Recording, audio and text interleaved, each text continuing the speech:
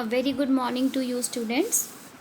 Students, just open your page number 68 and we are at here.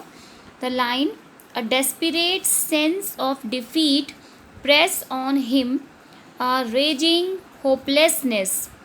A desperate sense. Desperate means hopeless. Who was hopeless? Andrew mentioned the doctor, because the child who was born not moving, actually the child was lifeless. He felt the midwife watching him to stark concentration. Midwife means nurse. Nurse was watching the doctor as he has gone mad, because he is just trying to give a new life to a child who is no more, while there pressed back against the wall where she had all the time remained, her hand pressed to her throat, uttering no sound, her eyes burning upon him, was the old woman. He remembered her longing for a grandchild, as great as had been her daughter's longing for the child. All dash away now, futile beyond remedy.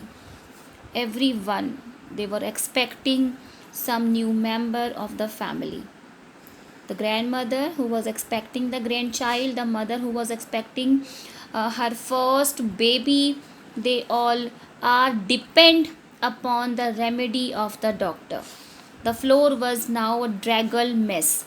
Stumbling over a sopping towel, Andrew almost dropped the child, which was now wet and slippery in his hands like a strange white fish.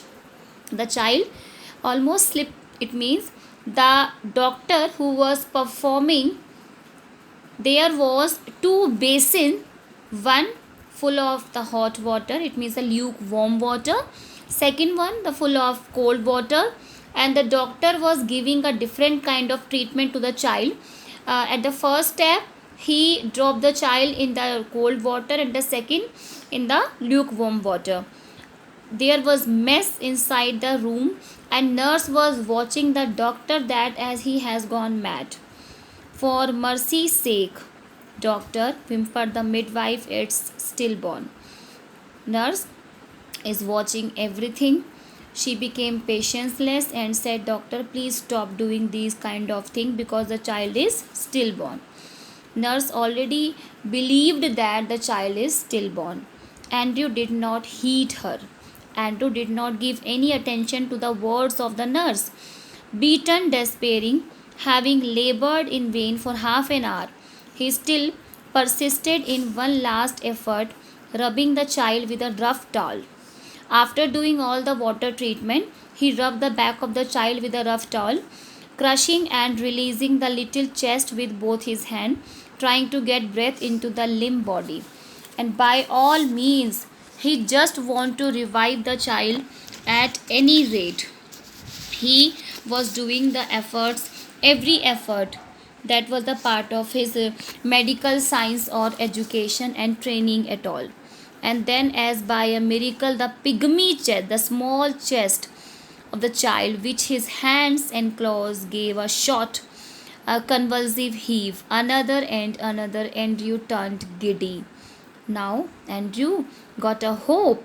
Of course, that he could revive the child again, the sense of life springing beneath his finger. After all, that unavailing striving was so exquisitive it almost made him faint. He redoubled his efforts feverishly. Redoubled his efforts because whenever we try to do something impossible, and after doing so much effort, when there is a little difference we can see over there, then our efforts surely be double. The child was gasping now. Gasping means some breathing. Try to breath and deep breath, deeper and deeper, and bubble of the mucus came from one tiny nostril. Bubble of mucus means, of course, the child started to take breath from his nose. Joyful, iridescent bubble. The limbs were no longer boneless. The head no longer lay back spinelessly. The blanched skin was slowly turning pink.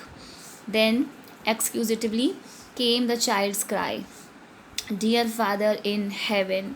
The nurse sobbed the hysterically, it's come alive. Hysterically, she was really in the situation of unbelievable, because she already thought that the child was still born, no hope to be revive him again, but the doctor really did the miracle, and now she is really happy, and yes, says it's come alive. Andrew handed her child. He felt weak and dazed. About him, the room lay in the shuddering litter, and blankets, towel, basins, soil instruments, hypodermic syringe impaled by its pin point in the linoleum, and the ewer knocked over, the kettle on its side in the puddle of water. Upon the huddled bed, the mother still dreamed her way quietly through the anesthetic. The old woman still stood against the wall, but her hands were together, her lips moved without sound. She was praying, and the mechanically Andrew wrung out his sleeve, pulled on his jacket. The atmosphere of the room was really unbelievable. Everything there was mess over the floor and everywhere. The mother, she was still unconscious because of anesthesia, and the grandmother who was still praying to save her grandchild.